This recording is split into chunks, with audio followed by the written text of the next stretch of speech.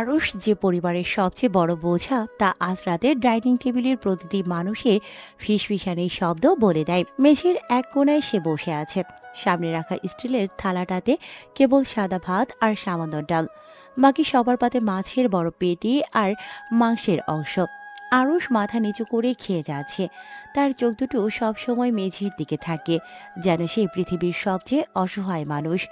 আরশের বড় ভাই সায়েম বলে, এই আপদে কবে যে বিদায় হবে বাড়ি থেকে। কোনো কাজ নেই, দিনভর টোটো করে ঘুরে বেড়ানো আর বসে বসে গেলা। আরে, ও তো জন্ম নিয়েছে আমাদের কপাল পোড়াতে, পড়াশোনাও শেষ করতে পারলো না। এখন 1 টাকা আয় করারও ক্ষমতা নেই। রাস্তার কুকুরেরও তো একটা গতি হয়, এর তাও নেই। খালি বাপের অন্ন ধ্বংস করছে বসে বসে। আরুষ ভাতের লোকমাটা মুখে দিয়ে চুপ করে থাকে। তার চোয়ালের হাড় একটু শক্ত হয়, কিন্তু পরক্ষণে সে আবার স্বাভাবিক হয়ে যায়।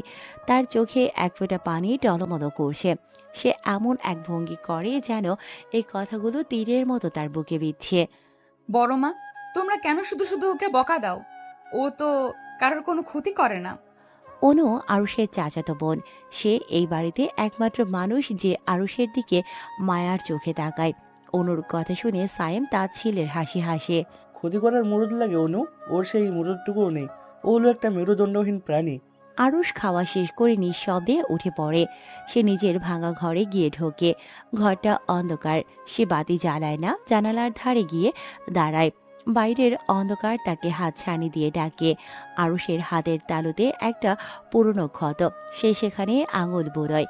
এই ক্ষতটা তাকে মনে করিয়ে দেয় তার প্রাক্তন প্রেমিকা তুলির কথা, সেই রাতটার কথা, যখন একদল পিচাস তার সাজানো পৃথিবীটা ছারখার করে দিয়েছিল। হঠাৎ তার ফোনের স্ক্রিন জ্বলে ওঠে। কোনো নাম্বার নেই, শুধু একটা সংকেত। আরুষের চেহারার সেই অসহায় ভাবটা নিমিষেই মুছে যায়। তার চোখের মনি এখন স্থির এবং শীতল হয়ে ওঠে। সে আলমারির পেছনের একটা গোপন ড্রয়ার খোলে, সেখান থেকে বের করে আনে চকচকে একটি ছুরি এবং ছোট্ট একটি সিরিঞ্জ আর একটি পিস্তল। একটু আগে তার ফোনে আসা মেসেজটা পড়ে ও। আজ রাতে শহরের সবচেয়ে বড় ড্রাগ ডিলার শওকতকে নরকে পাঠাতে হবে। সে সাবলীলভাবে জানালার গ্রিল খুলে বাইরে বেরিয়ে যায়। কেউ টের পায় না। এই আরুষকে এই বাড়ির কেউ চেনে না, কারণ তার নাম সাইলেন্ট কিলার। মাফিয়া জগতে যার নাম শুনলে বাঘা বাঘা ডনদের কপালে খাম ছোড়ে। শহরের এক বিলাসবহুল ভিলার পেছনে আরুষ এখন ছায়ার মতো মিশে আছে। শওকত তার গার্ডদের বিদায় দিয়ে নিজের ঘরে ঢোকে। সে জানে না মৃত্যু তার ঠিক পেছনেই দাঁড়িয়ে আছে। আরুষ কোনো শব্দ না করে ঘরের ভেতর ঢোকে। শওকত যখন আয়নার সামনে দাঁড়িয়ে নিজের চেহারা দেখছে, ঠিক তখনই আরুষ তার পেছনে এসে দাঁড়ায়। কে তুমি? এখানে কিভাবে এলে? আরুষ কোনো উত্তর দেয় না। সেই শওকতের চুলের মুঠি ধরে মাথাটা পেছনের দিকে টেনে আনে। শওকত চিৎকার করতে চায়, কিন্তু আরুষ নিমিষেই তার গলার নলিটা হালকা করে চিরে দেয়। পুরোটা না, শুধু এইটুকুই, যাতে সে আওয়াজ করতে না পারে, কিন্তু প্রচণ্ড ব্যথায় ছটফট করে। অসহায়ত্ব খুব খারাপ জিনিস, তাই না শওকত? আমার তুলিও ঠিক এভাবেই চিৎকার করতে চেয়েছিল, কিন্তু তোরা করতে দিসনি। আরুষের কণ্ঠস্বর একদম নিচু, যেন কোনো পবিত্র মন্ত্র জপ করছে। সে শওকতের চোখের পাতা দুটো টেনে ধরে, তারপর সিরিঞ্জটা ধীরে ধীরে তার চোখের ভেতরে ঢুকিয়ে দেয়। শওকতের শরীর ধনুকের মতো বেঁকে যায়। লাল রক্ত আর চোখের জল মিশিয়ে একাকার হয়ে যায়। আরুষ খুব ধীর গতিতে ছুরিটা দিয়ে শওকতের বুকের চামড়া ছাড়াতে শুরু করে। ডার্ক রুমের আবছা আলোয় বীভৎসভাবে রক্ত ঝরছে। সে শওকতের হৃৎপিণ্ডটা এখনো স্পন্দিত অবস্থায় দেখতে চায়। একটু ধৈর্য ধর, মরে গেলে তো সব শেষ। আমি চাই তুই প্রতিটা সেকেন্ড যন্ত্রণা অনুভব কর। মাংস কাটার শব্দটা পাচ্ছিস তো? রোমের ভিতর এখন কেবল কাঁচা মাংস কাটার চপচপ শব্দ আর শওকতের গোঙানি শোনা যাচ্ছে। আরুষ নিখুঁতভাবে শওকতের আঙুলগুলো একটা একটা করে কেটে আলাদা করে দেয়। তার মুখে কোনো ঘৃণা নেই, বরং এক অদ্ভুত প্রশান্তি। খুন করা তার কাছে এক শৈল্পিক নেশা। কাজ শেষ করে সে ড্রয়ার থেকে একটা দামি মদ বের করে মেঝের রক্তের উপর ঢেলে দেয়। নরকের আগুনেও যেন তোর তৃষ্ণা না মেটে। ভোর হওয়ার আগেই আরুষ আবার তার ঘরে ফিরে আসে। রক্তমাখা কাপড়গুলো সে বিশেষ কেমিক্যাল দিয়ে পুড়িয়ে ফেলে। তারপর আবার সেই ছেঁড়া লুঙ্গি আর পুরনো গেঞ্জিটা পরে নেয়। জানালার গ্রিলটা লাগিয়ে সে বিছানায় শুয়ে পড়ে। একটু পরেই দরজায় কড়া নাড়ার শব্দ হয়। আরুষ ভাইয়া ওঠো, বড় মা আবার চিৎকার করছে। সকালে নাস্তাটা জলদি সেরে নাও, নইলে কপালে জুটবে না। আরুষ দরজা খোলে। তার চোখ দুটো এখন টকটকে লাল। সে খুব অসহায় ভঙ্গিতে অনুর দিকে তাকায়। অনু, সারা রাত ঘুমাতে পারিনি, খুব মাথা ব্যথা করছে। মা কি আমাকে বকছে? অনু আরুষের কপালে হাত রাখে। তার খুব মায়া লাগে এই ছেলেটার ওপর। কেন যে সবাই একে এত ঘৃণা করে অনু বুঝতে পারে না। না বকবে না, আমি আছি তো। তুমি হাত মুখ ধুয়ে এসো। অনু চলে যাওয়ার পর আরুষ আয়নার সামনে দাঁড়ায়। আয়নায় সে নিজের প্রতিফলন দেখে। সেখানে কোনো অসহায় যুবক নেই। সেখানে দাঁড়িয়ে আছে এক ভয়ঙ্কর দানব, যার রাজত্ব রাতের অন্ধকারে। মাফিয়া জগতের সম্রাট, যাকে কেউ কোনোদিন স্পর্শ করতে পারবে না। শহরের পুলিশ মহলে হুলস্থুল পড়ে গেছে। শওকতের লাশ উদ্ধারের পর বড় বড় অফিসারদের হাত পা কাঁপছে। লাশের ধরন দেখে বোঝা যাচ্ছে এটা কোনো সাধারণ মানুষের কাজ নয়। এটা সেই সাইলেন্ট কিলারের কাজ। কিন্তু সাইলেন্ট কিলার কে, সে দেখতে কেমন, কেউ জানে না। সে একটা ছায়ার মতো, যা কেবল রক্ত ঝরিয়ে মিলিয়ে যায়। আরুষ ডাইনিং টেবিলে গিয়ে বসে। আজ সকালে সাইম খবরের কাগজটা টেবিলে আছাড় মারে। দেখেছো মা, শহরে নাকি এক ভয়ঙ্কর খুনি এসেছে। বড় বিজনেসম্যান শাহতুক সাহেবের মতো মানুষকে কিভাবে মেরেছে ভাবা যায় না। পুলিশ নাকি একটাও ক্লু পাচ্ছে না। আল্লাহ জানে আমাদের মতো সাধারণ মানুষের কি হবে। ওরে আরুষ, তুই তো আবার সারাদিন বাইরে বাইরে থাকিস। তোকে যদি খুন করে ফেলে তবে তো আপদ বিদায় হবে। কিন্তু মরার আগে বাড়িতে পুলিশ নিয়ে আসিস না যেন। আরুষ ভাতের গ্রাস মুখে নিয়ে মাথা নাড়ে। সে খুব নিচু স্বরে বলে। আমি খুব সাবধানে থাকি মা, আমাকে কেউ মারবে না। সাইম একটা তাচ্ছিলের হাসি দেয়, তারপর বলে। তোকে মারতে যাবে কোন পাগল? তুই তো মরা মানুষের সমান। তোকে মারা আর সময় নষ্ট করে একই কথা। আরুষ মনে মনে হাসে। সাইম জানে না যে এই মুহূর্তে সে যার সামনে বসে দম্ভ দেখাচ্ছে, সে চাইলে কয়েক সেকেন্ডের মধ্যে পুরো বাড়িটা রক্তগঙ্গায় ভাসিয়ে দিতে পারে। কিন্তু আরুষ তা করবে না। তার লক্ষ্য আরও বড়। তাকে সেই মূল ভিলেনকে খুঁজে বের করতে হবে, যে তুলির ঘটনার পেছনের মূল হোতা, যার পাওয়ার আর ক্ষমতা পুরো দেশকে শাসন করে। অনু একপাশে দাঁড়িয়ে আরুষের খাওয়া দেখছে। তার কেন যেন মনে হয় আরুষের এই শান্ত চোখের আড়ালে অনেক বড় কোনো আগ্নেয়গিরি লুকিয়ে আছে। সে আরুষের কাছে গিয়ে বসে। ভাইয়া, তুমি কি আজ বিকেলে বাজারে যাবে? আমার কিছু জিনিস দরকার ছিল। হ্যাঁ যাব অনু, তুই লিস্ট করে দিস। আরুষ অনুর দিকে তাকায়। অনুর চোখে সে ভালোবাসা দেখতে পায়। এই একটা জায়গা যেখানে আরুষ কিছুটা দুর্বল হয়ে পড়ে, কিন্তু পরক্ষণে সে নিজেকে শক্ত করে। প্রেম তার জীবনে নিষিদ্ধ। সে এক অন্ধকার পথের যাত্রী। বিকেলে আরুষ যখন বাজারের দিকে যায়, তখন তাকে কেউ লক্ষ্য করে না। সে ভিড়ের মধ্যে মিশে যায়। হঠাৎ তার কাছে একটা অপরিচিত লোক এসে দাঁড়ায়। লোকটার পরনে কালো জ্যাকেট। বস, নতুন কন্ট্যাক্ট আছে। শহরের পশ্চিম দিকে মেয়রের ডান হাত রঞ্জুকে সরাতে হবে। কাজটা খুব কঠিন হবে। আরুষ লোকটার দিকে না তাকিয়েই হাঁটতে থাকে। টাকা রেডি কর, কাজ হয়ে যাবে। কালকের সূর্য ওঠার আগে রঞ্জু আর পৃথিবীতে থাকবে না, জানিস তো। টাকা ছাড়া আমি কোনো কাজ করি না। আরুষের গলায় এখন আর সেই দুর্বলতা নেই। তার প্রতিটি শব্দ যেন ধারালো তলোয়ার। সে জানে আজকের রাতটা আরো বেশি রক্তাক্ত হবে। ভিলেনের সাম্রাজ্যে ধস নামানোর সময় হয়ে এসেছে। আরুষ অনুর জিনিস কিনে বাড়ির দিকে আসে। রাস্তার মোড়ে মেম্বারের ছেলেরা একটা মেয়েকে বিরক্ত করে। আরুষ গিয়ে তাদের অনেকটা পিটায়। তারপর সে সোজা বাড়িতে চলে আসে। আরুষ ড্রয়িং রুমের মেঝের এক কোণায় কুঁকড়ে পড়ে আছে। তার পিঠের ওপর বৃষ্টির মতো আছড়ে পড়ছে চামড়ার বেল্টের আঘাত। প্রতিটি আঘাতে তার পাতলা শার্টটা চিরে চামড়া ফেটে যাচ্ছে। সাইম পূর্ণ শক্তিতে বেল্ট চালাচ্ছে, আর আরুষের বাবা পাশ থেকে লাঠির দিয়ে আরুষের পায়ে আঘাত করছে। আরুষ কুঁকড়ে গিয়ে ডুকরে কাছে। তার এই কান্নাটা এখন একটা শিল্পে পরিণত হয়েছে। সে জানে কতটা কাঁদলে এটা তৃপ্ত হবে। কুলাঙ্গার, রাস্তার মোড়ে আজ আবার কেন মারামারি করেছিস? বাজারের মসজিদ মেম্বারের ছেলে নালিশ নিয়ে এসেছে, তুই নাকি ওকে থাপ্পড় মেরেছিস।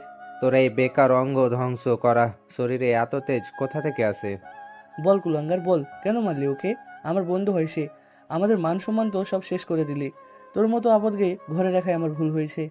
সাইম আবার বেলটা দিয়ে আরুষের ঘাড়ে সজোরে আঘাত করে। আরুষ ব্যথায় চিৎকার করে ওঠে। সে ফ্লোরে শুয়ে হাত জোর করে। আমায় মেরো না ভাইয়া, ও রাস্তায় একটা মেয়েকে খুব বাজে কথা বলছিল, তাই সহ্য করতে পারিনি। আর হবে না ভাইয়া, এবারের মতো মাফ করে দাও। আরুষের মা রান্নাঘর থেকে বের হয়ে এসে এক বালতি ময়লা পানি আরুষের গায়ের ওপর ঢেলে দেয়। সে ঘৃণায় মুখ কুঁচকে তাকাচ্ছে। তোর মতো কুলাঙ্গারের জন্ম দিয়েই আমি পাপ করছি। নর্দমার কীটের মতো ধুকে ধুকে মরবি। যা এখান থেকে। আজ রাতে তোর কোনো খাবার নেই। বাড়ির কুকুরটা খাবে, কিন্তু তুই খাবি না। অনু দৌড়ে এসে আরুষকে আগলে ধরে।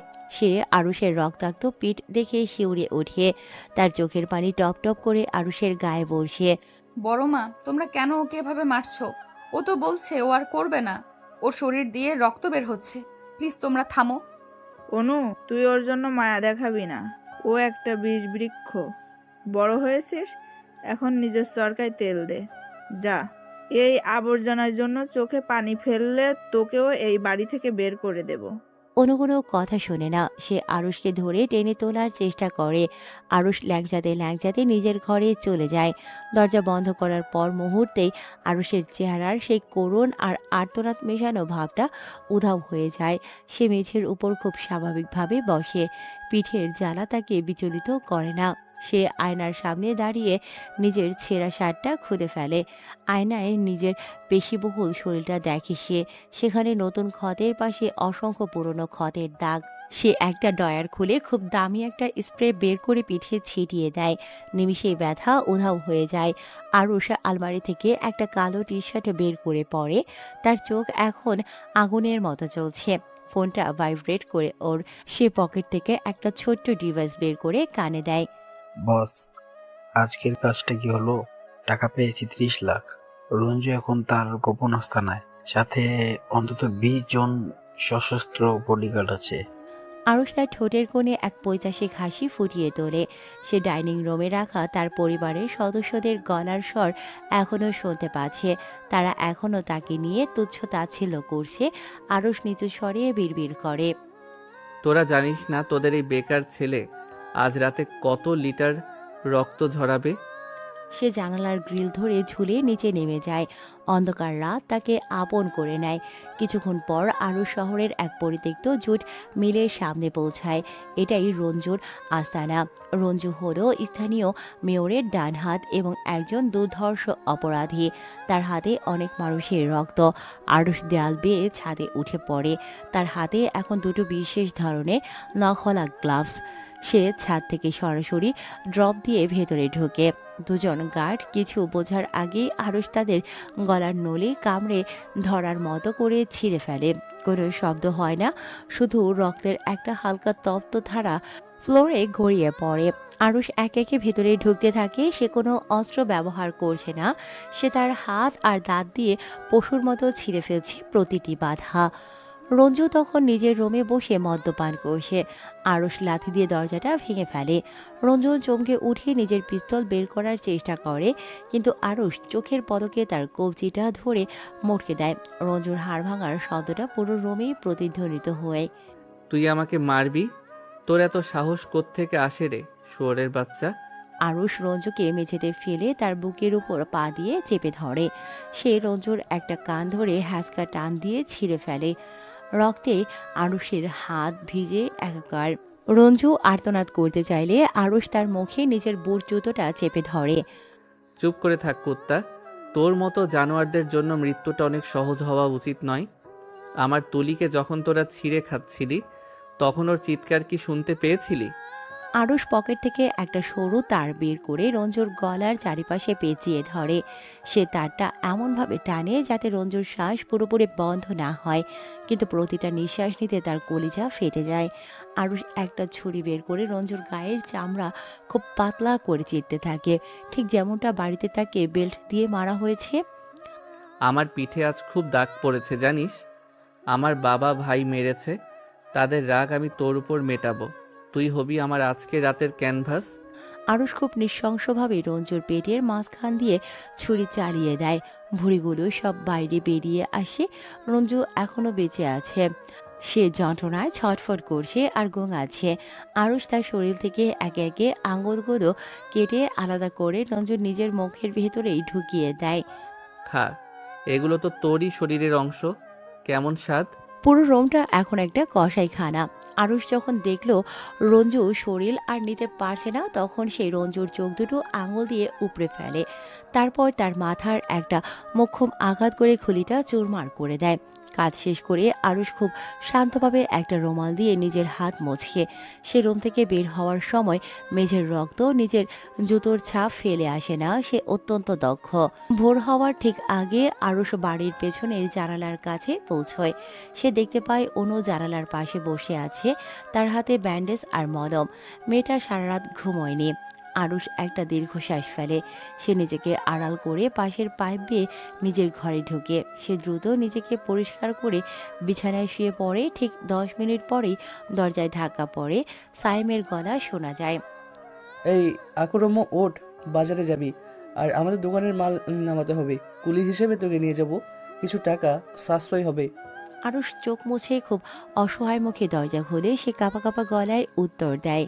ভাইয়া, সারা শরীর খুব ব্যথা করছে, আজ কি না গেলে হয় না? সাইম আরুষের কলার চেপে ধরে একটা ঝাঁকুনি দেয়। বেশি কথা বললে আবার মার খাবি, চল বলছি। আরুষ মাথা নিচু করে সাইমের পেছনে হাঁটতে থাকে। অনু দূর থেকে তা দেখে ডুকরে কেঁদে ওঠে। সে বড় মার কাছে গিয়ে অনুনয় করে। বড় মা, ওকে মেরো না, ও তো অসুস্থ। আমি কাজ করে দেবো ওর বদলে। তুই থামতো অনু, ওকে দিয়ে কায়িক পরিশ্রম না করালে ওর তেজ কমবে না। তুই গিয়ে ঘরের কাজ কর। আরুষ যখন বাজারের দিকে যাচ্ছে তখন চারিদিকে পুলিশ আর মিডিয়ার ভিড়। রঞ্জুর মৃত্যুর খবর সারা শহরে আগুনের মতো ছড়িয়ে পড়েছে। মাফিয়া জগতের সবাই স্তব্ধ। রঞ্জুর মতো দুর্ধর্ষ এক মাফিয়া লোককে এভাবে ছিঁড়ে খুঁড়ে মারার ক্ষমতা কেবল একজনেরই আছে, সে সাইলেন্ট কিলার। আরুষ সাইমের পেছনে বস্তা কাঁধে নিয়ে হাঁটছে। তার পিঠের ক্ষতগুলো থেকে রক্ত গড়িয়ে শার্ট ভিজে যাচ্ছে, কিন্তু সে মুখে একটা টু শব্দ করছে না। সে তাকিয়ে আছে আকাশের দিকে। সেখানে সূর্যের আলো ফুটেছে, কিন্তু আরুষের মনে এখন কেবলই অন্ধকার। ভাইয়া, আমি কি একটু জল খেতে পারি? খুব তৃষ্ণা পেয়েছে।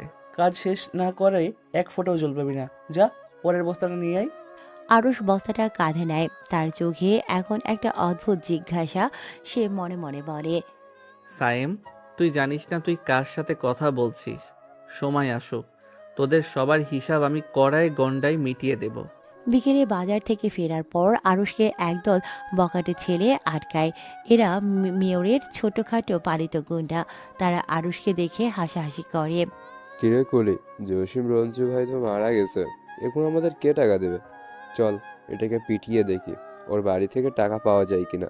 তারা আরুষকে লাথি মারতে শুরু করে। আরুষ নর্দমার পাশে পড়ে যায়। সে হাত জোর করে জীবন ভিক্ষা চায়। ভাই, আমাকে মেরো না, আমার কাছে কোনো টাকা নেই, আমার পরিবারও টাকা দেবে না।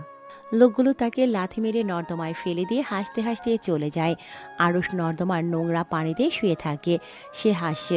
এই অপমান তাকে আরও বেশি শক্তিশালী করে তুলছে।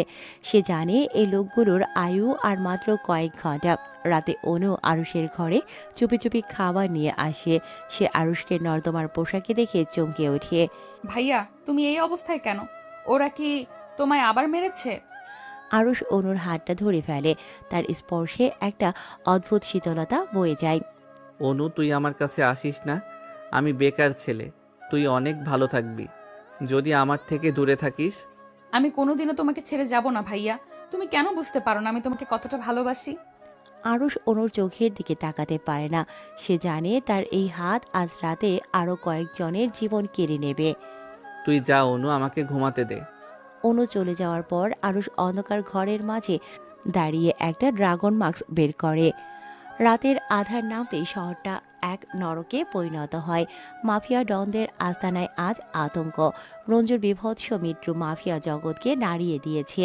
বিশেষ করে শহরের প্রতাপশালী ভিলেন জুবায়ের এখন ক্ষিপ্ত। জুবায়েরের প্রাসাদে আজ এক জরুরি সভা বসেছে। বড় বড় সব খুনি আর ড্রাগ ডিলাররা সেখানে উপস্থিত। আমার এলাকায় ঢুকে কেউ আমার ডান হাতকে এভাবে কুচি কুচি করে কেটে দিয়ে যাবে, আর তোরা আঙুল চুষবি? কে এই সাইলেন্ট কিলার? আমি তার কলিজা চিবিয়ে খেতে চাই। বস, তাকে কেউ দেখেনি। সিসিটিভি ফুটেজে শুধু একটা ছায়া দেখা যায়। সে মানুষের চেয়েও দ্রুত। রঞ্জু ভাইকে যেভাবে মারা হয়েছে ওটা কোনো মানুষের কাজ হতে পারে না, এটা কোনো জানোয়ারের কাজ। জানোয়ার হোক বা শয়তান, আমি তাকে জ্যান্ত চাই। কালকের মধ্যে যদি তার কোনো হদিস না পাই, তবে তোদের সবার লাশ আমি নর্দমায় ফেলবো। জুবাইরের গলার স্বর বাঘের গর্জনের মতো শোনায়। সে টেবিলের ওপর রাখা একটা দামি ক্রিস্টাল গ্লাস আছাড় মেরে ভেঙে ফেলে। তার চোখে খুনের নেশা। এদিকে আরুষ এখন তার ঘরের ভাঙা জানালার পাশে বসে পিঠের ব্যথায় কাতরাচ্ছে। কিছুক্ষণ আগে বড় ভাই সায়েম তাকে লাঠি দিয়ে পিটিয়েছে, কারণ সে এক গ্লাস জল দিতে দেরি করেছিল। এই হারামজাদা, তোর কানে কি পচে গেছে? ডাকলে শুনিস না কেন? তুই বাড়িতে আছিস শুধু গেলার জন্য? ভাইয়া, আমার খুব জ্বর এসেছে, শরীরটা একদম চলছে না। জ্বর এসেছে তো মর গিয়ে, আপদ বিদায় হবে। কাল সকালের মধ্যে যদি ঘর দোর পরিষ্কার না পাই, তবে তোর হাড় আমি একটাও আস্ত রাখবো না। আরুষ মেঝের উপর পড়ে থেকে গোঙাচ্ছে। অনু দূর থেকে চোখে জল মুছছে। সে জানে বড় মার কাছে এখন গেলে হিতে বিপরীত হবে। তাই সে আরুষের জন্য রাতের আধারে কিছু বরফ আর মলম জোগাড় করে রাখে। রাত 2টা, বাড়ির সবাই গভীর ঘুমে আচ্ছন্ন।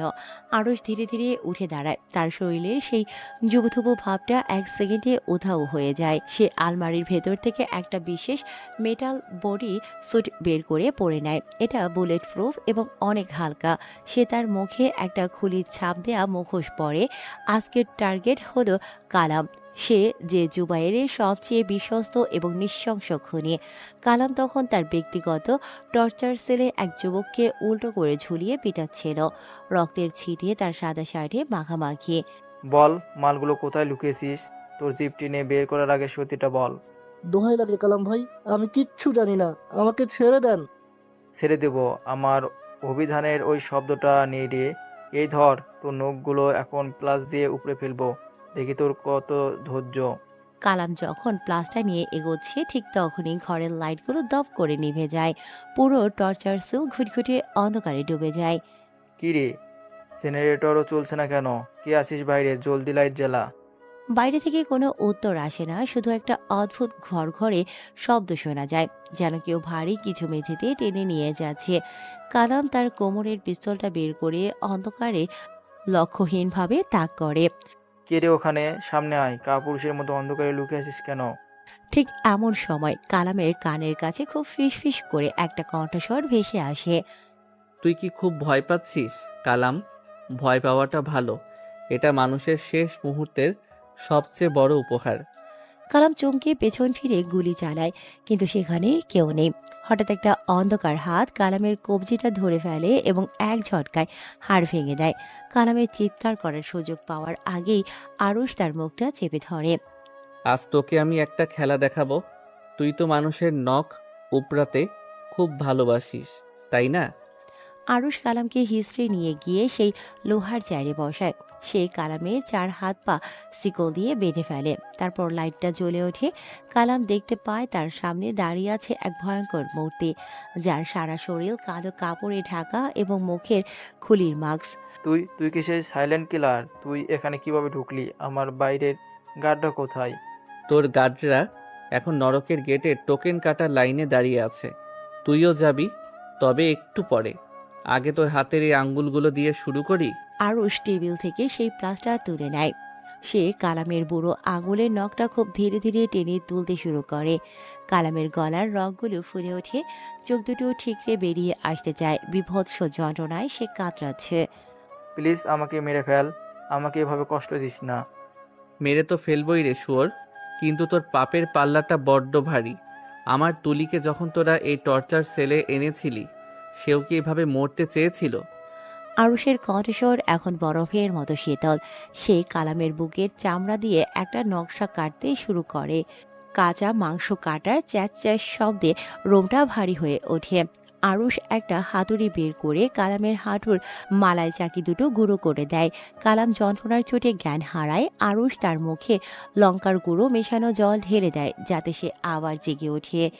ঘুমালে চলবে না কালাম, এখনো তোর জিভটা কাটা বাকি।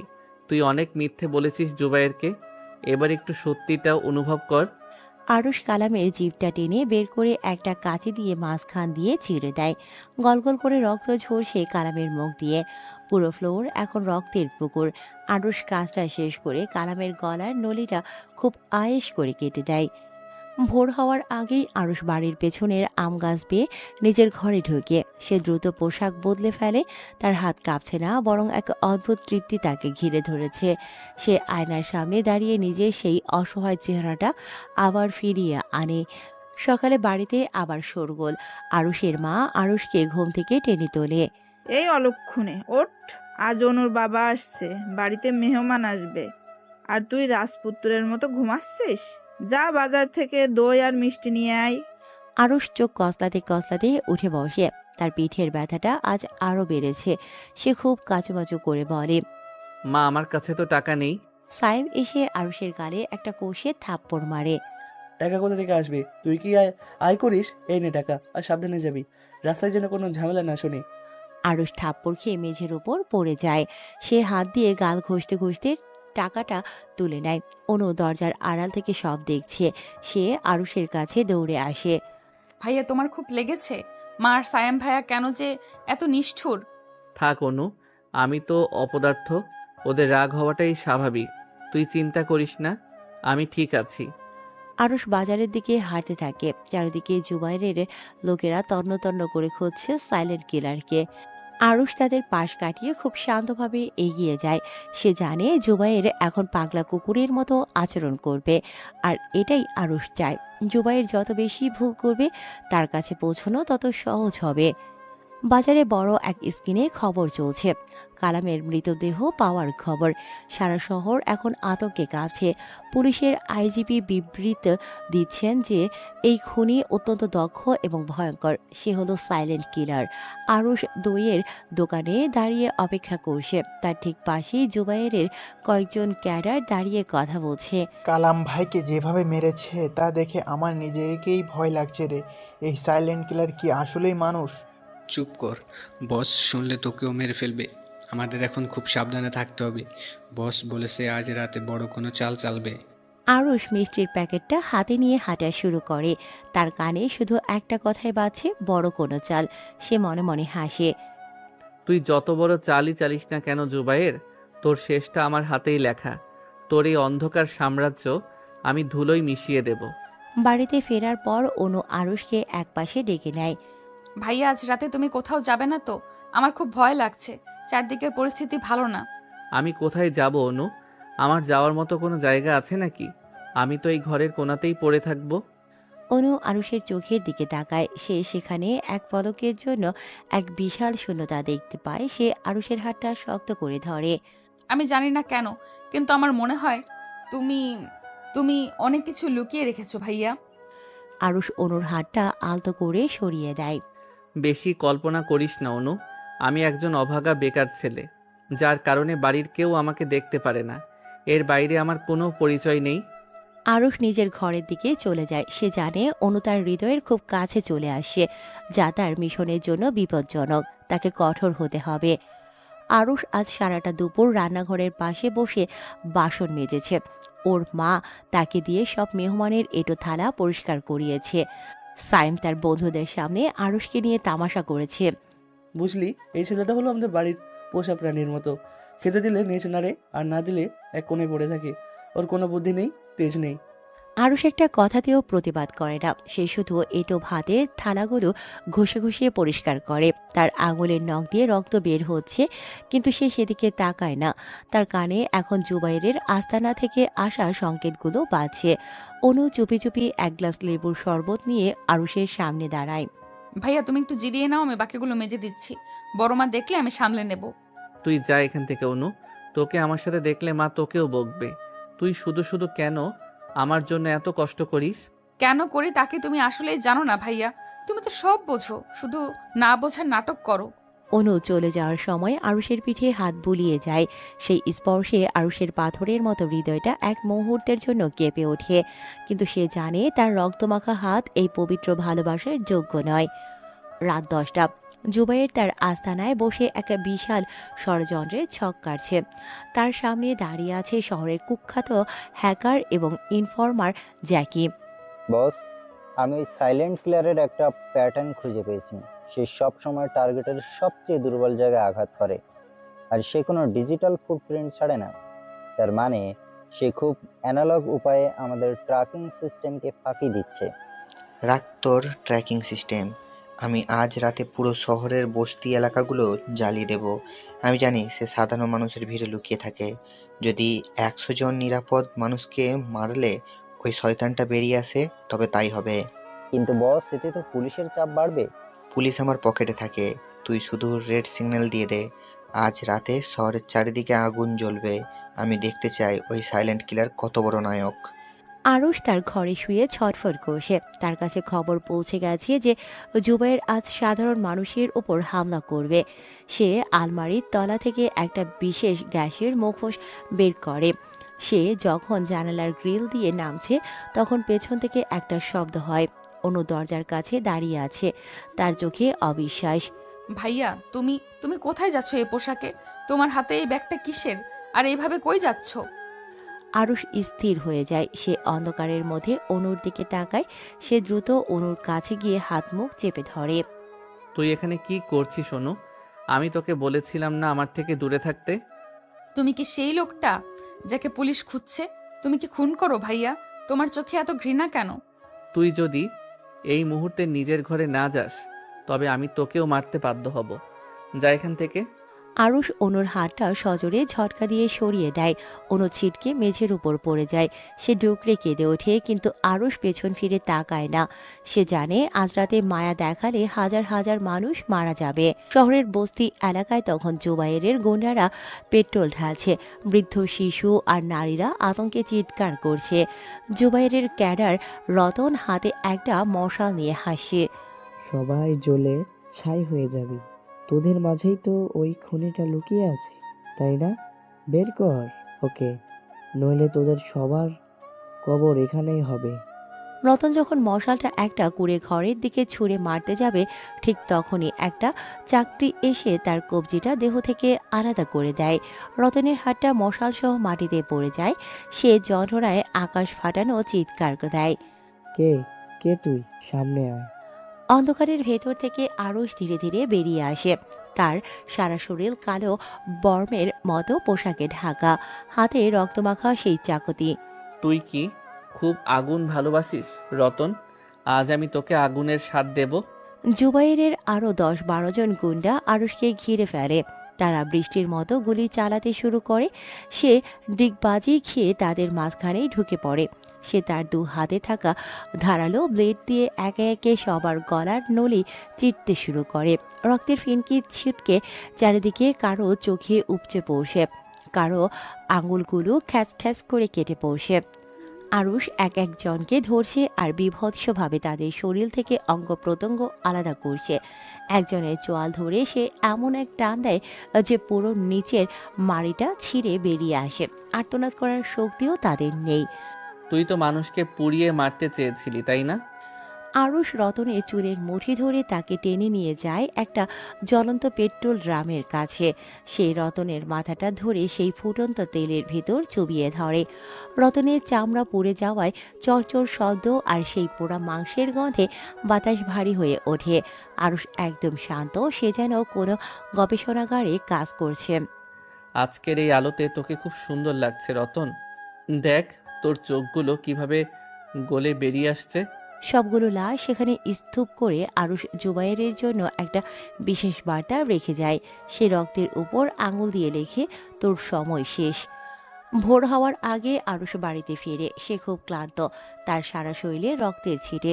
সে ঘরে ঢোকা মাত্রই দেখে অনু বসে আছে, তার চোখের নিচে কালি। সে সারা রাত কেঁদেছে। তুমি ফিরে এসেছো।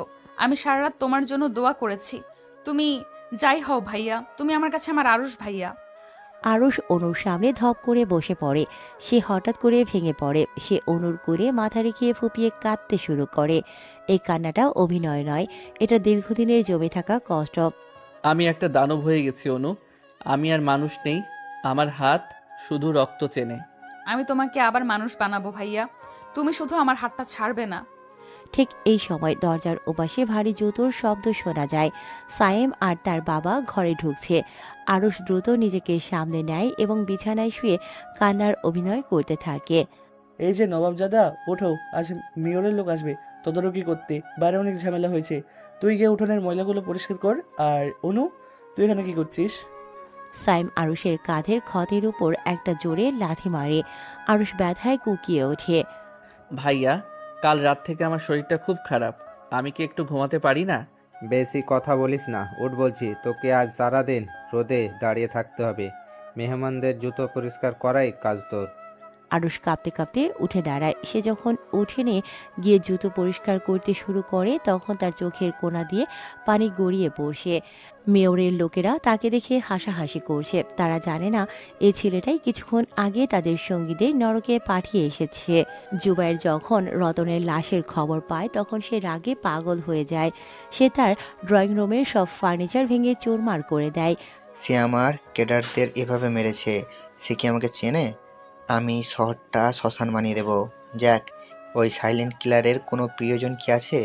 কাউকে কি সে ভালোবাসে? বস, আমি একটা তথ্য পেয়েছি। রতনের লাশের কাছে একটা চেইন পড়েছিল, তবে সেটা কার বুঝতে পারছি না। সময় লাগবে সেটা কার বের করতে। জলদি কর জ্যাক। জুবাইর আর কিছু বলে না। বাড়িতে আজ উৎসবের আমেজ। সাইমের এক বড় ব্যবসায়িক বন্ধু আসবে মেয়রের সাথে। আরুষকে আদেশ দেয়া হয়েছে সে যেন ড্রয়িং রুমে উকি না দেয়। তাকে রান্নাঘরের পেছনে বসে কয়লা দিয়ে কড়াই মাজতে হচ্ছে। তার সারা শরীরে ছাই আর ময়লা। মা এসে বলে, এই অকম্মা, হাত কি চলে না? ওইদিকে মেহমানরা চলে এসেছে, তোকে দেখলেই আমাদের ইজ্জত থাকবে না। কাল রাতে তুই নাকি মারামারি করে আবার নর্দমায় পড়েছিলি, পাড়ার লোকে সিসি করছে। আমি তো কিছু করিনি মা, ওরা আমাকে শুধু শুধু ধাক্কা দিয়ে ফেলে দিয়েছে। আরুষ কাপা কাপা গলায় মিথ্যা বলে। তার পিঠের চামড়া কালকের আঘাতে চিড়ে গেছে, কিন্তু সে খুব অসহায় ভঙ্গিতে কয়লা ঘষতে থাকে। অনু দূর থেকে সবকিছু দেখে। আরুষের পাশে এসে বসে। সে আরুষের ময়লা হাত দুটো নিজের হাতের ভেতর নেয়। ভাইয়া, আমি জানি কাল রাতে বস্তিতে যারা হামলা করেছিল তাদের তুমিই মেরেছো। তুমি কেন নিজেকে এভাবে কষ্ট দিচ্ছ? এই পশুর মতো আচরণগুলো কেন সহ্য করছো? আরুষ চারপাশে একবার তাকিয়ে নেয়। কেউ নেই দেখে সে অনুর দিকে স্থির চোখে তাকায়। তার চাহনিতে এখন আর কোনো অসহায়ত্ব নেই, বরং এক গভীর বিষাদ। অনু, তুই খুব ছোট, এই রক্তের জগৎটা খুব নোংরা। এখানে একবার পা দিলে আর ফেরার পথ থাকে না। তুই যা এখান থেকে। আমি যাব না। তুমি আজ আমাকে বলবে তুমি কেন এমন হয়ে গেছো, কেন তুমি এই অন্ধকার পথে পা দিলে। তোমার চোখের এই আগুন তো বেকারত্বের নয় ভাইয়া, এটা প্রতিহিংসার। আরুষ কিছুক্ষণ চুপ করে থাকে। তারপর তার দীর্ঘদিনে জমে থাকা পাথরটা সরায়। সে পকেট থেকে একটা ছোট্ট লকেট বের করে, যা রক্তে কিছুটা বিবর্ণ। আজ থেকে 3 বছর আগের কথা। তুলি ছিল আমার পৃথিবী। আমরা খুব সাধারণ স্বপ্ন দেখতাম, কিন্তু একদিন মন্ত্রী জুবাইরের ছোট ভাই আর তার গ্যাং তুলিকে তুলে নিয়ে যায়। ওরা একটা পরিত্যক্ত গুদামে ওকে। আরুষের গলা ধরে আসে। সে কয়লা মাখা হাত দিয়ে নিজের চোখ মুছে। ওরা পশুর মতো ওকে ছিঁড়ে খেয়েছিল অনু। আমি যখন ওকে খুঁজে পাই তখন ওর শরীরে প্রাণের কোনো চিহ্ন ছিল না। পুলিশ কোনো কেস নেয়নি কারণ জুবাইরের হাত অনেক লম্বা। তখন আমি সিদ্ধান্ত নেই এই শহর থেকে এক একটা পিশাচকে আমি নিজ হাতে শেষ করব। আমি চাই ওরা মরার আগে প্রতিটা মুহূর্তের যন্ত্রণা অনুভব করুক। অনু আরুষের কথা শুনে শিউরে ওঠে। সে আরুষকে জড়িয়ে ধরে ডুকরে কেঁদে ওঠে। এত কষ্ট তুমি একা বইছো ভাইয়া, কিন্তু জুবাইর তো অনেক ক্ষমতাশালী। জুবাইরের ক্ষমতা হলো তার টাকা আর লোকবল, আর আমার ক্ষমতা হলো আমার মৃত্যু ভয়হীনতা। আমি ওর সাম্রাজ্যের এক একটা খুঁটি উপড়ে ফেলছি। খুব শীঘ্রই আমি ওর মুখোমুখি হব। ঠিক তখনই সায়েমের চিৎকার শোনা যায়। অনু তাড়াতাড়ি সরে দাঁড়ায়। সায়েম ড্রয়িং রুম থেকে গজগজ করতে করতে আসে। এই আরুষ, এদিকে আয়। জুবাইর ভাইয়ের এক লোক এসেছে, তার জুতায় কাদা লেগেছে, জলদি পরিষ্কার করে দে। আরুষ মাথা নিচু করে ড্রয়িং রুমে যায়। সেখানে বসে আছে জুবাইরের প্রধান সহকারী জ্যাকি। জ্যাকি খুব তাচ্ছিল্যের সাথে আরুষের দিকে পা বাড়িয়ে দেয়। কিরে ছেলে, হাত চালা। তোদের এই অকেজো ভাইটাকে দিয়ে তো ভালোই কাজ করাস সাহেব। ঠিক বলেছেন জকি ভাই, একে দিয়ে এই ছোটখাটো কাজগুলোই হয়। আরুষ নিচু হয়ে জ্যাকির জুতো মুছতে থাকে। জ্যাকি তখন ফোনে কারোর সাথে কথা বলছে। হ্যাঁ বস, সাইলেন্ট কিলার তো একদম ত্রাস সৃষ্টি করেছে। রঞ্জু আর কালামের পর এবার সে হয়তো আমাদের কোনো বড় গুদামে হানা দেবে। আমরা ফাঁদ পেতে রেখেছি। আরুষ জ্যাকির জুতো মুছতে মুছতে মনে মনে হাসে। সে জ্যাকির প্যান্টে নিচের অংশে একটা খুব সূক্ষ্ম চিপ লাগিয়ে দেয়, যা জুবাইরের গোপন আস্তানার লোকেশন তাকে বলে দেবে। জ্যাকি টেরও পায় না যে তার জম তার পায়ের কাছেই বসে আছে। রাত 2টা। আরুষ তার ঘরে মুখোশ পরছে। আজ তার শিকার হলো জ্যাকি। সে জানে জ্যাকিকে ধরলে জুবাইরের আসল আস্তানার খোঁজ পাওয়া যাবে। আরুষ জানালার গ্রিল গলে বেরিয়ে যায়। শহরের এক অন্ধকার গলিতে জ্যাকির গাড়ি থামে। জ্যাকি গাড়ি থেকে নামতেই একটা ঠান্ডা লোহার নল তার ঘাড়ের পেছনে অনুভব করে। কোনো শব্দ করবি না জ্যাকি। শব্দ করলে তোর মাথার খুলিটা আমি এই রাস্তায় ছড়িয়ে দেব। জ্যাকি ভয়ে থরথর করে কাঁপতে থাকে। সে বুঝতে পারে এটা সেই সাইলেন্ট কিলার। তুই তুই আমার কাছে কি চাস? আমি তোকে অনেক টাকা দেব, যেতে দে আমাকে। টাকা দিয়ে তুই তোর আয়ু কিনতে পারবি না। বল, জুবাইর কোথায়? আরুষ জ্যাকিকে একটা অন্ধকার ঘরে নিয়ে যায়। সেখানে সে জ্যাকির হাত দুটো সিলিং ফ্যানের সাথে বেঁধে দেয়। তারপর সে একটা ধারালো করাত বের করে। তুই খুব স্মার্ট সাজিস, তাই না? আজ দেখব তোর বুদ্ধির জোর কত। আরুষ করাতটা দিয়ে জ্যাকির কানের লতিটা খুব ধীরে ধীরে কাটতে শুরু করে। জ্যাকির চিৎকারে ঘরটা প্রকম্পিত হয়। বল, জুবাইরের আসল ড্রাগ ল্যাবটা কোথায়?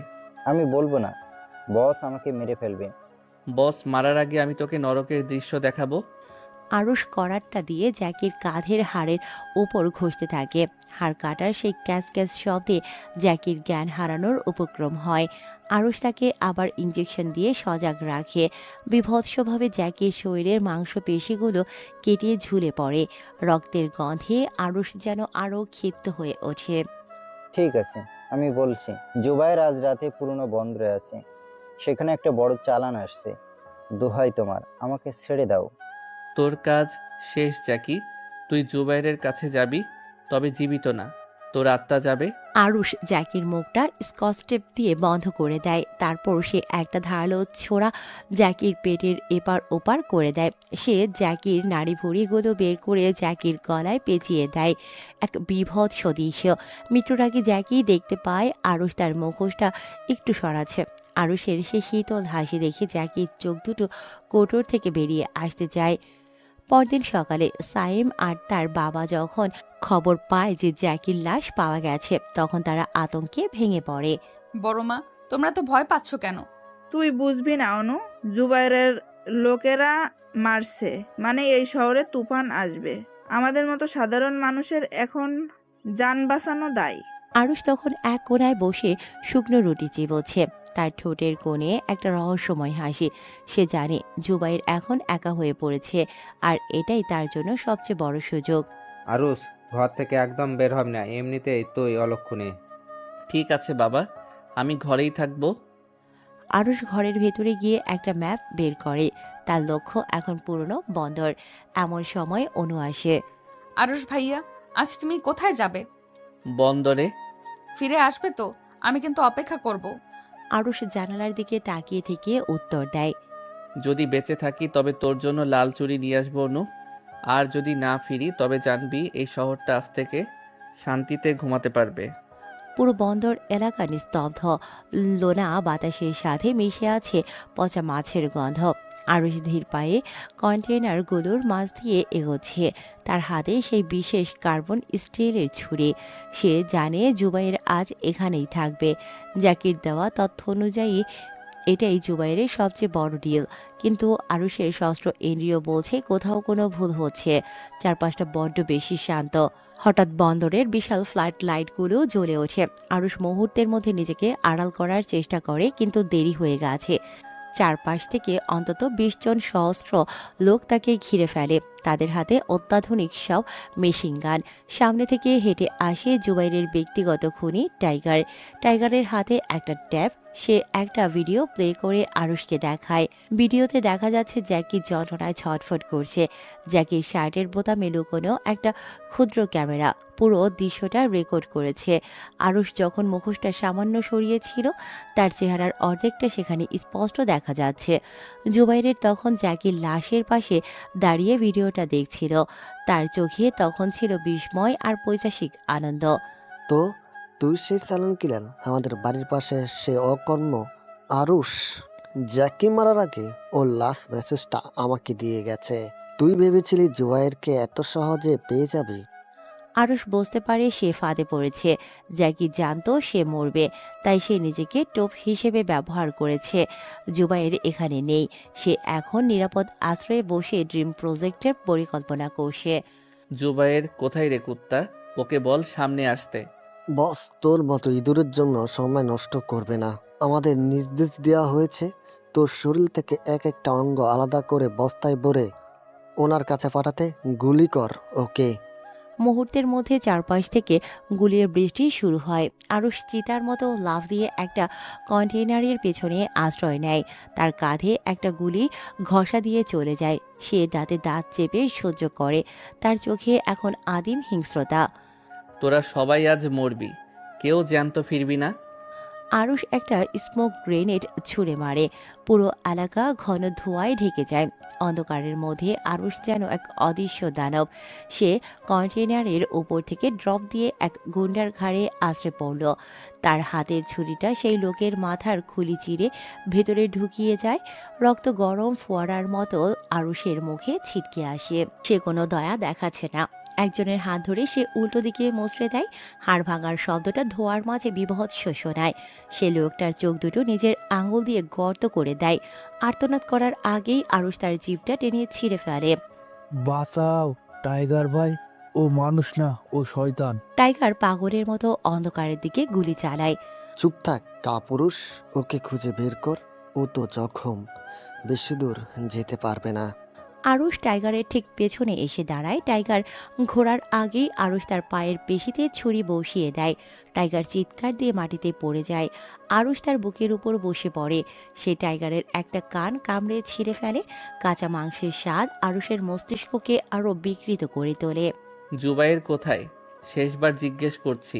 আমি জানি না। ও শহরে ওর বাগান বাড়িতে আছে। দোহাই তোর, আমাকে এভাবে মারিস না। তোর দোহাই দেওয়ার সময় শেষ টাইগার। তুই মানুষের রক্ত নিয়ে হোলি খেলছিস, আজ নিজের রক্ত দেখ। আরুষ টাইগারের পেটটা মাঝখান দিয়ে চিরতে শুরু করে।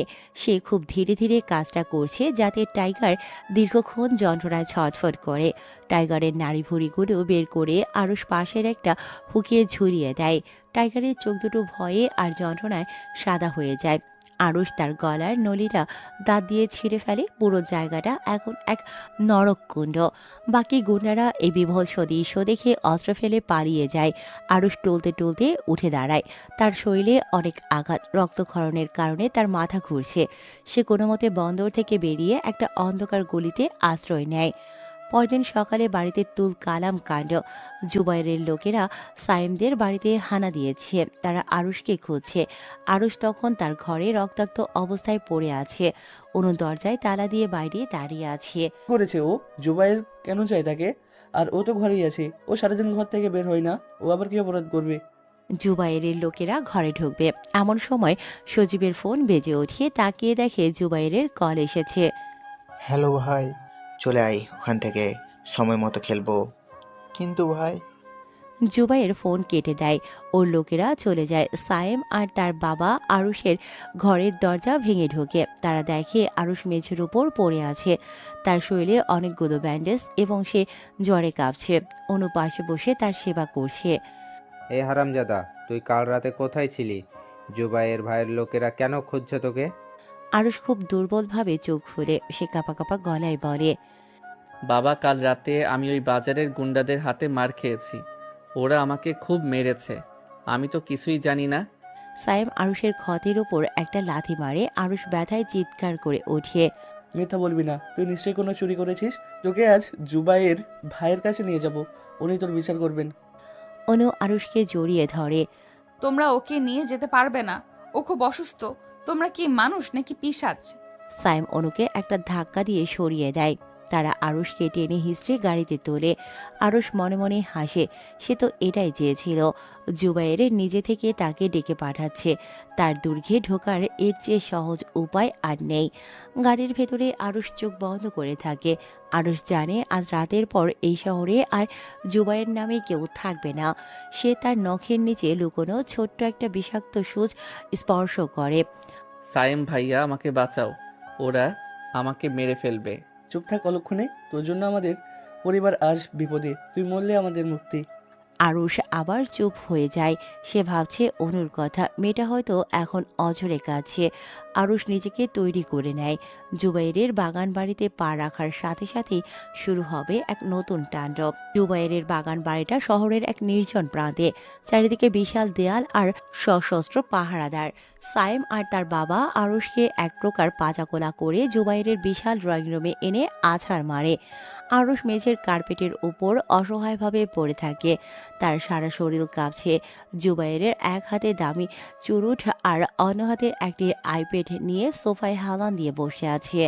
জুবাইর ভাই, এই যে এই আপদ, আপনার লোকেরা বলেছিল ও নাকি কোনো ঝামেলা করেছে, আমরা ওকে ধরে নিয়ে এসেছি। আপনি যা শাস্তি দেওয়ার দিয়েন, আমাদের জন্য কোনো দোষ না হয়। সায়েম, তুই জানিস তোর এই ভাইটাকে, তুই যাকে পশুর মতো মারিস, সে আসলে একটা সাক্ষাৎ আজরাইল। জ্যাক মরার আগে আমাকে এর আসল চেহারা দেখিয়ে গেছে। জুবাইর আইপ্যাডটা সাইমের দিকে ছুড়ে দেয়। ভিডিওতে আরুষের সেই খুনি সত্তা দেখে সাইম আর তার বাবার চোখ কপালে উঠে তাদের হাত পা কাঁপতে শুরু করে। না, এটা হতে পারে না। এই ভীতু ছেলেটা সাইলেন্ট কিলার। জুবাইর ভাই, আপনি ভুল করছেন। ও তো একটা পিঁপড়ে মারারও সাহস পায় না। জুবাইর সোফা থেকে উঠে আসে। সে তার বুট জুতো দিয়ে আরুষের রক্তাক্ত হাতের ওপর চাপ দেয়। আরুষ ব্যথায় চিৎকার করে ওঠে। তার কান্নায় পুরো ঘর প্রকম্পিত হয়। মেরো না ভাই, আমি কিছু জানি না। জুবাইর ভাই, আমি সাধারণ একটা ছেলে, আমার উপর রহম করুন। থামা তোর নাটক। জ্যাকিকে যেভাবে তুই চিড়েছিস, ওই হাতটা আমি আজ কেটে কুত্তা দিয়ে খাওয়াবো। শোন সায়েম, তোমাদেরও মুক্তি নেই। তোরা এমন এক শয়তানকে বাড়িতে পুষেছিস, আজ তোদের চোখের সামনে একে আমি টুকরো টুকরো করব। জুবাইরের ইশারায় দুজন বডিগার্ড আরুষকে টেনে তুলে একটা লোহার খুঁটির সাথে বাঁধে। জুবাইর টেবিল থেকে একটা ধারালো তলোয়ার তুলে নেয়। সে তলোয়ারের আগা দিয়ে আরুষের গালের চামড়া হালকা করে চিরে দেয়। বল আরুষ, তোর আসল পরিচয় কি? তুই কার হয়ে কাজ করিস? আরুষ মাথা নিচু করে ফুপিয়ে কাছে। হঠাৎ তার কান্নার শব্দটা বদলে যেতে শুরু করে।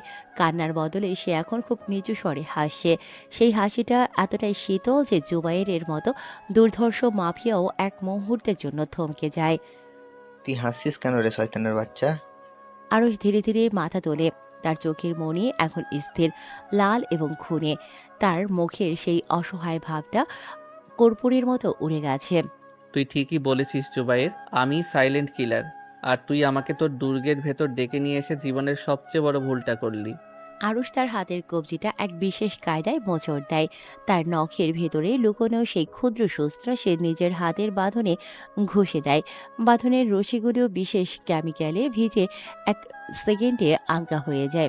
আরুষ মুগ্ধ হয়ে এক লাফে জুবাইরের সামনে দাঁড়ায়। জুবাইর কিছু বোঝার আগেই আরুষ তার হাতের তলোয়ারটা কেড়ে নিয়ে জুবাইরের হাতের তালুটা মেঝেতে গেঁথে দেয়। আহা, ধর একে, গুলি কর। বডিগার্ডরা গুলি চালাতে গেলে আরুষ জুবাইরকে ঢাল হিসেবে ব্যবহার করে। আরুষ তার জুতোর ভেতর থেকে একটা ছোট্ট ড্রাগার বের করে বিদ্যুতের গতিতে দুজন বডিগার্ডের চোখের কোটর দিয়ে ঢুকিয়ে দেয়। রক্ত ছিটকে এসে সায়েম আর তার বাবার গায়ে লাগে।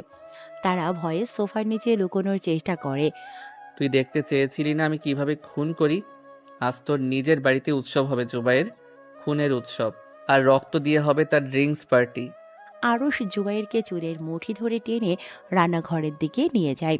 সেখানে বিশাল একটা ড্রেসিং টেবিল আছে। আরুষ জুবাইরকে টেবিলের উপর শুইয়ে দেয়। সে টেবিলের উপর রাখা একটা ইলেকট্রিক ড্রিল মেশিন হাতে নেয়। তুই তুলিকে যখন তুলে এনেছিলি তখনও এই ড্রিল মেশিনের শব্দের চেয়েও জোরে চিৎকার করেছিল। আজ দেখব তোর ফুসফুসের জোর কত। আরুষ ড্রিল মেশিনটা চালিয়ে জুবাইরের হাঁটুতে ফুটো করতে শুরু করে। হাড় গুঁড়ো হওয়ার কর্কশ শব্দ আর জুবাইরের বীভৎস আর্তনাদে নরক নেমে আসে সেই ঘরে। আরুষ ড্রিলটা চালিয়ে জুবাইরের পেটের এক পাশ দিয়ে ঢুকিয়ে দেয়। মাংস আর নাড়ি ভরিয়ে ড্রিলের সাথে পেঁচিয়ে বাইরে বেরিয়ে আসে। তুই অনেক পাওয়ারফুল ছিলি না রে জুবাইর, আজ তোর এই পাওয়ার কোথায়? তোর চামড়া আমি জ্যান্ত অবস্থায় ছাড়াবো। আরুষ জুবাইরের পিঠের চামড়া ধরে হ্যাঁচকা টান দেয়।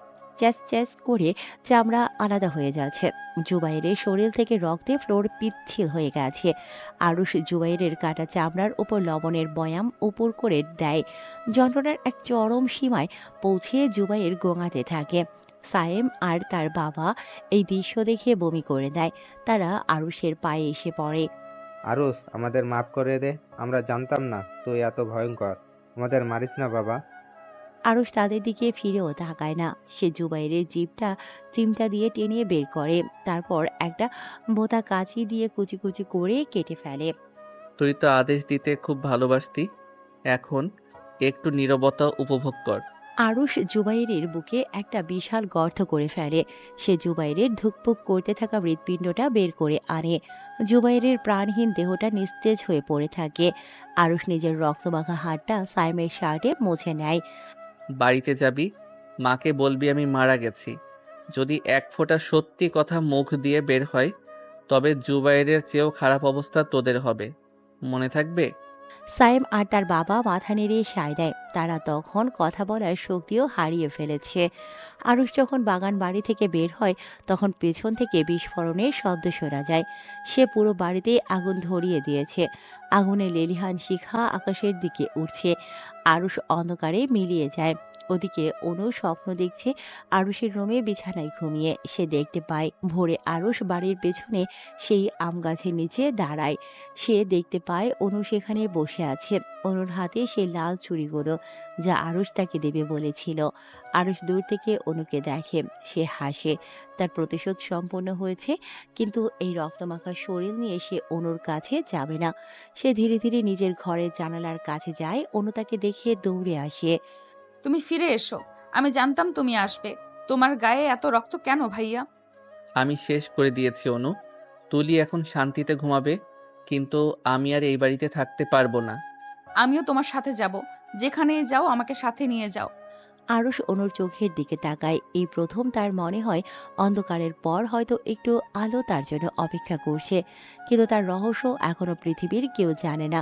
সাইলেন্ট কিলার আজ রাতে হারিয়ে যাবে, আর রয়ে যাবে কেবল এক বেকার ছেলের রহস্যময় গল্প।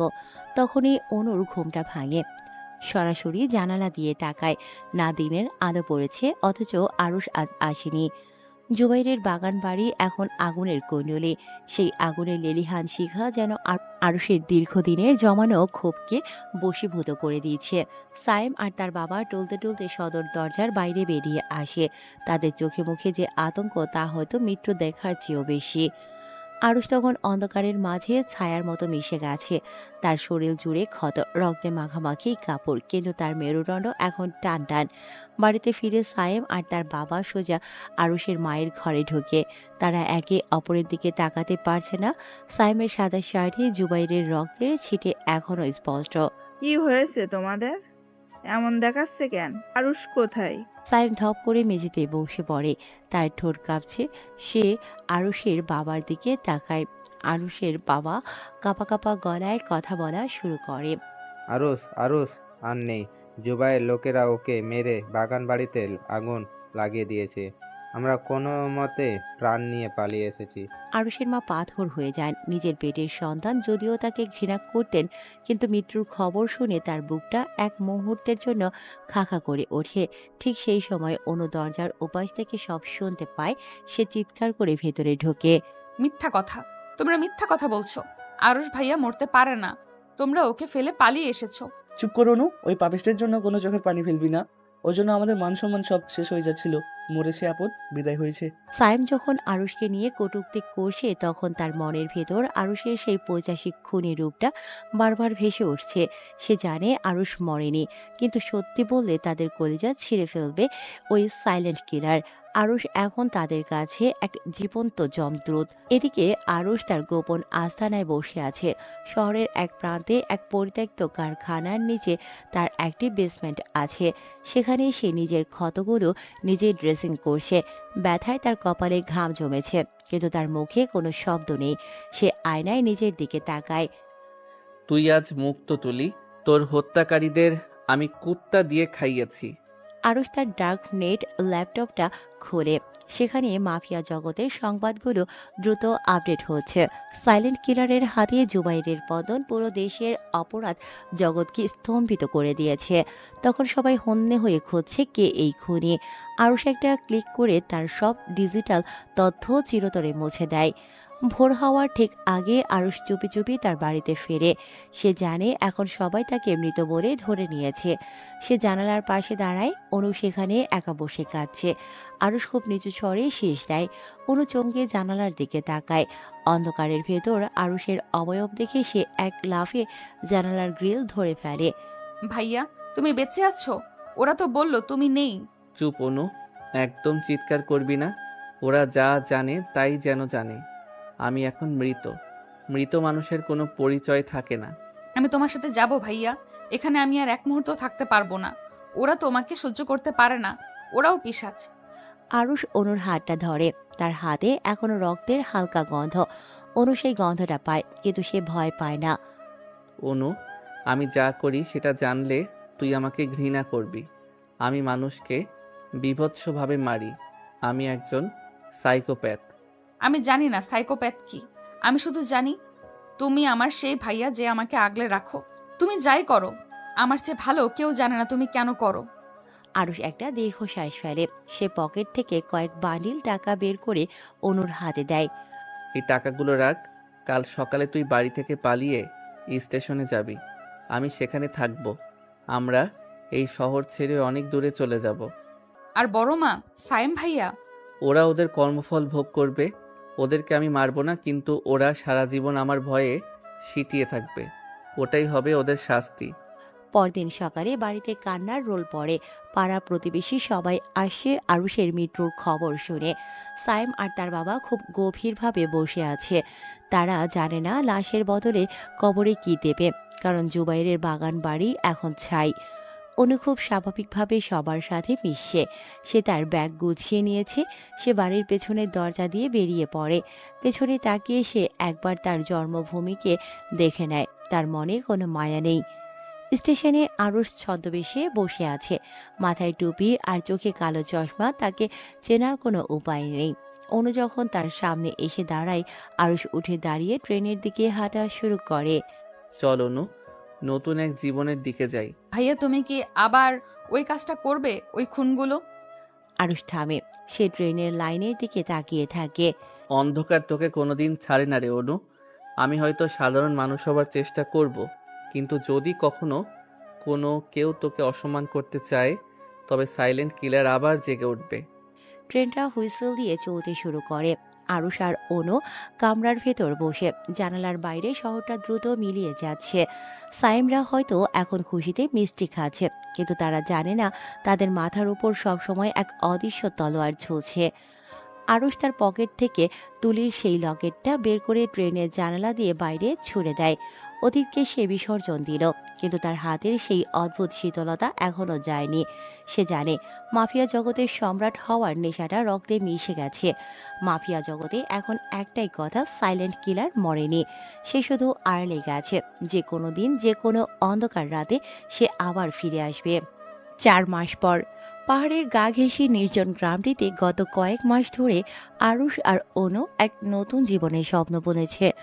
আরুষ দিনের বেলা সাধারণ মানুষের মতো পাহাড়ি ফল বিক্রি করে বা ছবি আঁকে, কিন্তু রাতের বেলা সে একা জেগে থাকে। তার চোখের নিচে কালি জমেছে। সে জানে জুবাইরের পতন মানেই সব শেষ নয়। জুবাইরের সাম্রাজ্যের অবশিষ্টাংশ এখনও তাকে হন্যে হয়ে খুঁজছে। বিশেষ করে জুবাইরের বাবা রাশেদ, যে কিনা জুবাইরের চেয়েও বেশি হিংস্র এবং প্রতিশোধ পরায়ণ। রাতের বেলা আরুষ যখন তার কাঠের বাড়ির বারান্দায় বসেছিল, তখন দূরে পাহাড়ের নিচে কয়েকটা জোরালো আলোর হেডলাইট দেখতে পায়। সে বুঝতে পারে তার শান্ত দিনগুলো শেষ হতে চলেছে। সে দ্রুত ভেতরে গিয়ে অনুকে ডাকে। অনু, তুই এখনই এই বাড়ির পেছনের গোপন সুড়ঙ্গ দিয়ে জঙ্গলের দিকে চলে যা। একদম পেছনে তাকাবি না। আরশ ভাইয়া, কি হয়েছে? তুমি কেন এমন করছো? আমি তোমাকে ফেলে কোথাও যাব না। তুই যা বলছি শুনবি অনু। ওরা আসছে, রাশেদ আসছে, মানে জুবাইরের বাবা। তুই পাশে থাকলে আমি লড়তে পারবো না। ওদের সামনে তুই আমার দুর্বলতা হতে পারিস না, তোকে আমার শক্তি হতে হবে। তুই বেঁচে থাকলে আমি আবার ফিরে আসব। অনু আরুষের চোখের দিকে তাকায়। সেখানে সে এক ভয়ঙ্কর খুনের নেশা দেখতে পায়। সে আর কথা না বাড়িয়ে আরুষকে জড়িয়ে ধরে কেঁদে ওঠে এবং তারপর অন্ধকারের মাঝে হারিয়ে যায়। আরুষ এখন একা। সে তার ঘরের সব লাইট নিভিয়ে দেয়। সে আলমারির ভেতর থেকে তার সেই গোপন সুটকেস বের করে। সেখান থেকে বের হয় তার কার্বন ফাইবারের তৈরি বিশেষ মাস্ক, তলোয়ারের মতো ধারালো খঞ্চর এবং হাড় ভাঙার জন্য বিশেষ হাতুড়ি। সে সারা শরীরে এক অদ্ভুত শীতলতা অনুভব করে। তার ভিতরে সেই দানবটা অনেকদিন পর জেগে উঠেছে। পাহাড়ের নিস্তব্ধতা চিরে কয়েকটা বড় জিপ গাড়ি আরুষের বাড়ির সামনে এসে থামে। গাড়ি থেকে অন্তত 20 জন সশস্ত্র লোক নামে। তাদের সবার হাতে অত্যাধুনিক অস্ত্র। রাশিদ গাড়ি থেকে নামিয়ে তার হাতে একটা বিশাল চপার। কি রে সাইলেন্ট কিলার, ভেবেছিলি পাহাড়ের চূড়ায় মেয়ে মানুষ নিয়ে ঘর সংসার করবি আর আমি তোকে ছেড়ে দেব? আমার ছেলে জুবায়েদের রক্তের ঋণ আজ তোকে শোধ করতে হবে। রাশেদ তার লোকদের ইশারা দেয়। তারা বাড়িতে বৃষ্টির মতো গুলি চালাতে শুরু করে।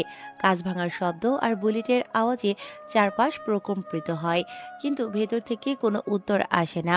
তারা যখন দরজার তালা ভেঙে ভেতরে ঢোকে তখন পুরো ঘর অন্ধকার। হঠাৎ ছাদের সিলিং থেকে একটা চেইন নেমে আসে এবং একজন গুন্ডার গলা পেঁচিয়ে ধরে তাকে উপরে টেনে নেয়। লোকটা চিৎকার করার আগেই আরুষ তার ধারালো আঙুল দিয়ে লোকটার শ্বাসনালী চিরে ফেলে। একজন শেষ, বাকিরা কি তৈরি আছিস? তোদের মরণ আজ এই পাহাড়ের খাজে খাজে লেখা হবে। আরুষের কণ্ঠস্বর চারিদিক থেকে ভেসে আসে, যেন সে কোনো একটা নির্দিষ্ট জায়গায় নেই। সে এখন ছায়া। সে অন্ধকারের ভেতর থেকে একজনের উপর ঝাঁপিয়ে পড়ছে। সে একজনের হাত ধরে মোচড় দিয়ে উল্টো দিকে ঘুরিয়ে দেয়। হাড় মটমট করে ভেঙে চামড়া চিরে বাইরে বেরিয়ে আসে। আরও সেই ভাঙা হাড়টা দিয়েই লোকটার গলার ভেতর গেঁথে দেয়। বিভৎস যন্ত্রণায় লোকটা মাটিতে লুটিয়ে পড়ে। মার ওকে, গোল হয়ে দাঁড়া সবাই, যেদিকে নড়াচড়া দেখবি সেদিকে গুলি চালা। কিন্তু আরুষ তাদের চেয়েও দ্রুত।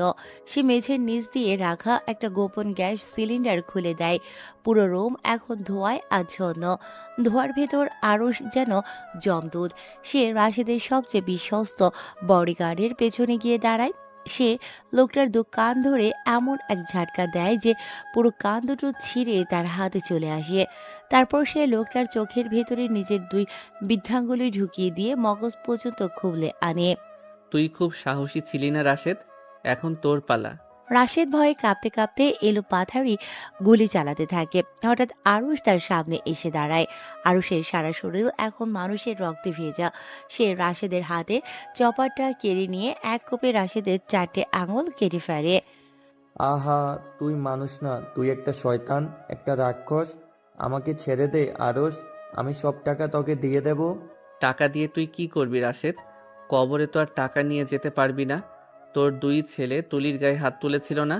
তুলির বাবা তোর অফিসে কাজ করত। তোর গোপন কিছু দেখেছিল বলে তোর ছেলেদের পাঠিয়েছিলি তার বাবাকে মারতে। তার বাবাকে মেরে তুলিকে তোর ছেলেরা ধর্ষণ করে। আজ দেখব তোর শরীর কতটুকু সহ্য করতে পারে। আরুষ রাশেদকে হিস্ট্রে নিয়ে বাড়ির পেছনের পাহাড়ের কিনারায় নিয়ে যায়। সে রাশেদের পিঠের চামড়াটা জ্যান্ত অবস্থায় ছুরি দিয়ে চিরতে শুরু করে। রাশেদের চিৎকার পাহাড়ের প্রতিটা কোণায় প্রতিধ্বনিত হয়। আরুষ রাশেদের পেটে একটা বড় গর্ত করে এবং সেখান থেকে তার নাড়ি ভুঁড়িগুলো বের করে নিয়ে রাশেদের নিজেরই গলায় পেঁচিয়ে দেয়। ফাঁসিতে ঝোলার আগে একটু শ্বাস নেওয়ার চেষ্টা কর রাশেদ, কেমন লাগছে? আরুষ রাশেদের একটা চোখ আঙুল দিয়ে উপড়ে নেয়। এবং সেটা রাশেদের মুখের ভেতরে ঢুকিয়ে দেয়। বিভৎস এই নির্যাতনে রাশেদ বারবার জ্ঞান হারাচ্ছে, আর আরুষ তাকে ইঞ্জেকশন দিয়ে আবার সজাগ করে তুলছে। সে চায় রাশেদ প্রতিটা সেকেন্ডের মৃত্যুর যন্ত্রণা অনুভব করুক। শেষে আরুষ রাশেদকে পাহাড়ের এক বিশাল খাদে ধাক্কা দিয়ে ফেলে দেয়। নিচে পড়ার সময় রাশেদের হাড়গুলো ভাঙার শব্দ আরুষকে এক পৈশাচিক আনন্দ দেয়। ভোর হওয়ার আগে আরও সব প্রমাণ মুছে ফেলে। সে যখন সেই পাহাড়ের চূড়ায় দাঁড়িয়ে সূর্যের প্রথম আলো দেখছে, তখন তার মনে হয় তার জীবনের সব অন্ধকার আজ ধুয়ে গেছে। সে অনুকে যেখানে যেতে বলেছিল সেখানে গিয়ে দেখে অনু ভয়ে এক কোণায় কুঁকড়ে আছে। সব শেষ অনু, এখন আর কেউ নেই, আমরা এখন মুক্ত। অনু আরুষকে দেখে আটকে ওঠে। আরুষের সারা শরীরে রক্ত, তার চেহারা যেন বদলে গেছে। কিন্তু অনুর চোখের দিকে তাকাতেই আরুষের সেই কঠোর ভাবটা চলে যায়। সে আবার সেই ছোট্ট ভাইয়া হয়ে যায়। তুমি ফিরে এসো, আমি জানতাম তুমি পারবে। চল অনু, এই পাহাড়ও এখন আমাদের জন্য নিরাপদ নয়।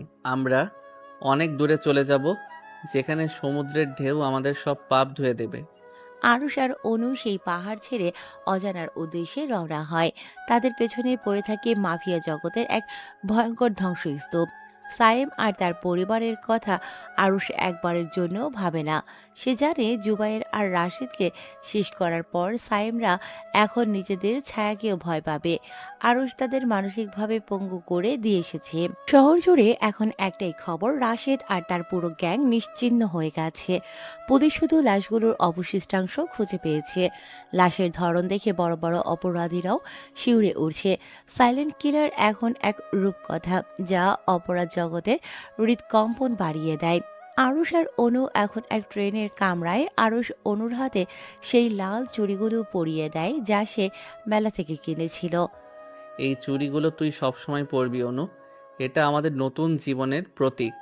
অনু আরুষের কাঁধে মাথা রাখিয়ে ট্রেনে ঝকঝক শব্দে আরুষ চোখ বন্ধ করে। সে এখন শান্তির ঘুম দিতে চায়, কিন্তু তার মনের এক কোণায় সে জানে পৃথিবীটা খুব নিষ্ঠুর। যদি আবার কোনোদিন কোনো রাশেদ বা জুবাইরের জন্ম নেয়, তবে সাইলেন্ট কিলার আবার ফিরবে। রহস্যটা চিরকাল রহস্যই থাকবে। সমুদ্রের গর্জন শোনা যায়। নীল জলরাশির বিশালতা যেন আরুষের জীবনের সব কালিমা ধুয়ে ফেলার জন্য অপেক্ষা করছে। কক্সবাজারের এক নির্জন উপকূলে আরুষ আর অনু এখন এক নতুন পরিচয়ে বেঁচে আছে। আরুষ এখন এক ছোট্ট ক্যাফে চালায়, আর অনু পাহাড়ি শিশুদের পড়ায়।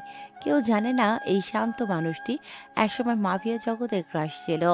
আরুষ ভাইয়া, আজ ক্যাফেতে অনেক ভিড় ছিল, তুমি কি খুব ক্লান্ত? ক্লান্তি তো শরীর থেকে মুছে যায় অনু, কিন্তু মনের ভেতরের সেই দহন তো চিরস্থায়ী। তবে তোকে হাসতে দেখলে আমি সব ভুলে যাই। আরুষ সমুদ্রের দিকে তাকিয়ে থাকে। তার মনে পড়ে সায়েম আর তার বাবার কথা। আরুষ যাওয়ার আগে সায়েমের নামে এমন এক ব্যাংক জালিয়াতির মামলা সাজিয়ে এসেছিল যে এখন সায়েম আর তার বাবা জেলের ঘানি টানছে। আরুষের মা এখন এক বৃদ্ধাশ্রমে একাকী সময় কাটাচ্ছে। আরুষ তাদের শারীরিক ক্ষতি করেনি, কিন্তু তাদের অহংকার আর দম্ভকে মাটির সাথে মিশিয়ে দিয়েছে।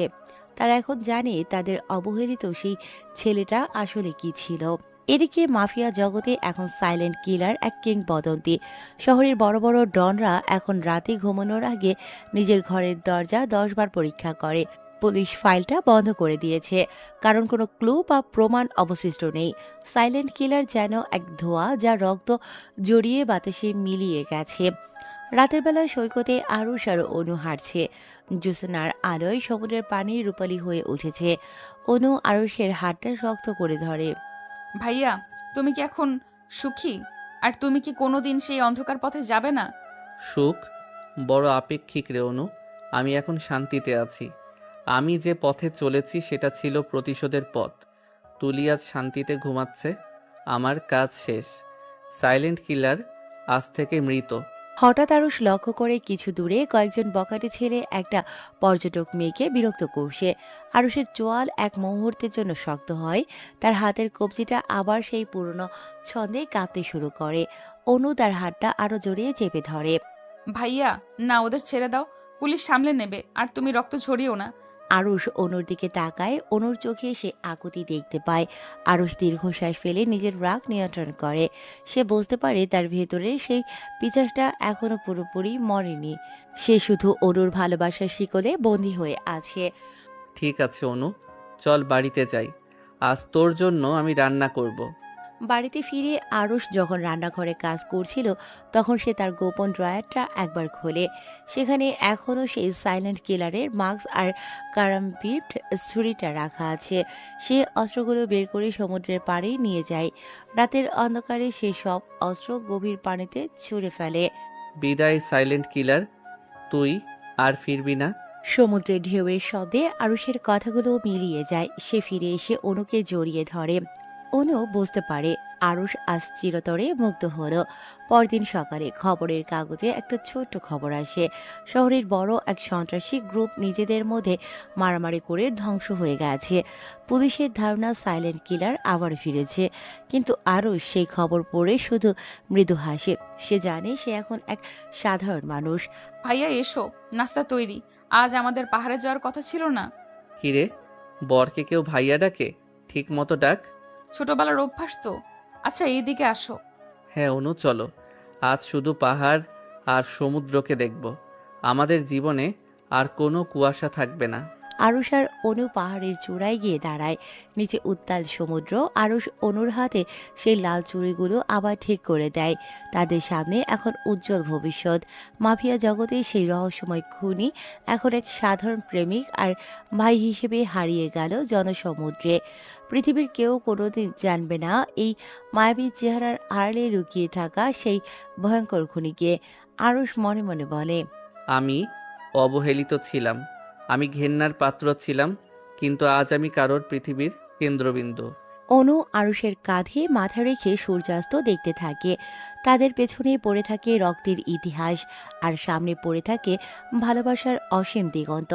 সাইলেন্ট কিলারের গল্প এখানেই শেষ হলো, কিন্তু আরুষ আর অনুর জীবন শুরু হলো এক নতুন ছন্দে। তোমাকে অনেক ভালোবাসি আরুষ ভাইয়া। আমিও তোকে খুব ভালোবাসি রে অনু। তুই আছিস বলেই আমি আজ মানুষ হতে পেরেছি। সমুদ্রের ঢেউ এসে তাদের পায়ের চিহ্নগুলো মুছে নিয়ে যায়। রয়ে যায় শুধু এক গভীর নীরবতা আর প্রশান্তি।